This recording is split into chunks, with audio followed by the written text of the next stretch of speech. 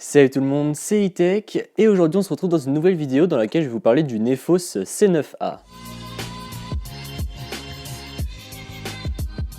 Donc Nefos, c'est une branche de la marque TP-Link, donc ils font des solutions pour tout ce qui est réseau, etc.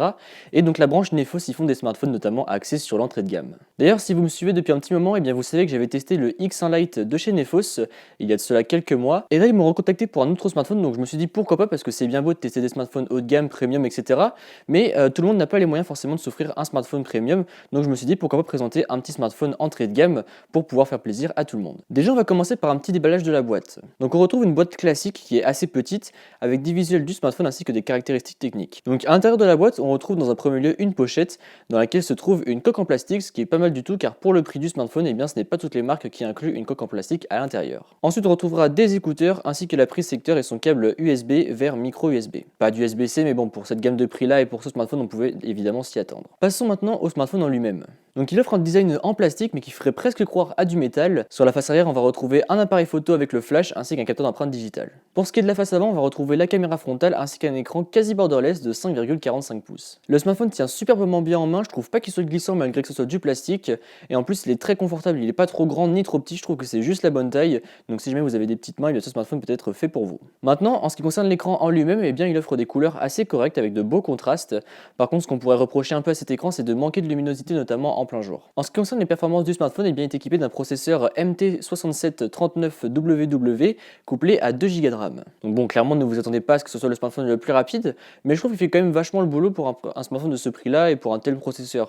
Je vais être honnête avec vous, ce n'est pas un processeur dont j'avais entendu parler avant, et avec 2 Go de RAM, voilà, un peu sceptique, mais au final, il fait quand même tourner les petits jeux. Vous pourrez faire tourner quelques applications en même temps, du style appel et messages, ça tournera quand même bien. Après, en tout ce qui concerne usage classique comme réseaux sociaux, aller sur internet, etc., là aussi, ne vous inquiétez pas, ça restera quand même fluide. Après, en revanche, pour ce qui est des tâches qui demandent un petit peu plus de ressources, eh bien ça va tourner quand même, ça laguera pas trop, mais par contre en ce qui concerne la batterie, eh bien elle descendra beaucoup plus vite, donc soyez proche de votre chargeur si jamais vous voulez jouer un petit peu sur des jeux un peu plus poussés, on va dire. En revanche, point super cool sur ce smartphone, eh bien c'est qu'il tourne sur Android 8.0 avec la surcouche NFUI, donc qui est la surcouche de chez Nefos. Je trouve que c'est une surcouche qui est pas encore très optimisée, il y a des fois des petits manques de fluidité dans les interfaces et des légers petits ralentissements, donc je trouve ça un peu dommage. Après, encore une fois, gardez en mémoire que c'est un smartphone à 100 €, donc on ne faut pas trop non plus lui en demander. Maintenant, ce qui concerne la batterie, eh bien sachez que vous avez une batterie de 3020 mAh sur ce smartphone, et c'est une batterie qui tiendra une petite journée en utilisation normale, et par contre en utilisation intensive, là il faudra encore une fois être proche de votre chargeur car la batterie fond assez vite. En ce qui concerne la partie photo, on va commencer par le pire, à savoir la photo frontale. Clairement, je trouve pas que les photos soient bonnes, il me semble que c'est du 5 mégapixels à l'avant,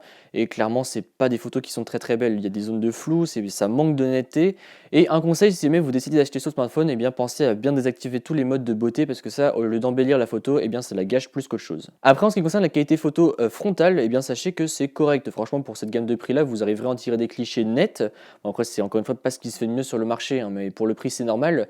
Mais franchement, voilà, vous aurez des clichés quand même corrects et assez exploitables. Et donc toujours grâce à la partie photo, eh bien vous avez une reconnaissance faciale sur ce smartphone. Donc en fait, ça marche avec l'appareil photo avant, donc il va scanner votre visage et ça marche bien. Voilà, c'est clairement pas ce qui se fait de plus rapide, mais ça marche tout de même si jamais vous voulez utiliser ces technologies. Et toujours dans les technologies de déverrouillage, l'empreinte digitale c'est pareil, elle marche bien, il y a peu d'erreurs, mais encore une fois en termes de rapidité, eh bien c'est pas ce qui va le plus vite. Après, pour le reste du smartphone, il possède une prise jack, vous avez deux slots pour mettre deux cartes nano SIM et vous avez également un slot pour mettre une carte micro SD, car ce smartphone est équipé de 16 Go de stockage et vous pouvez l'étendre jusqu'à 128 Go de stockage. Donc ce smartphone est disponible au prix de 100 € et le lien sera dans la description. Bon, en conclusion, c'est un smartphone qui n'a pas vraiment de points forts, mais qui n'a pas non plus de points faibles. À part la photo frontale où je trouve que là pour le coup on pourrait clairement faire mieux, il n'a pas vraiment de gros points faibles, donc pour 100 €, si vous avez un petit budget serré, eh bien peut-être que ce smartphone est fait pour vous. D'ailleurs ce smartphone, eh bien je vous le fais gagner, donc n'hésitez pas à me suivre sur Twitter pour pouvoir participer au concours. Donc voilà, c'était pour cette vidéo, j'espère qu'elle vous a plu. Si c'est le cas, comme d'habitude, n'hésitez pas à mettre un pouce bleu, à me suivre sur les réseaux sociaux qui se trouveront dans la description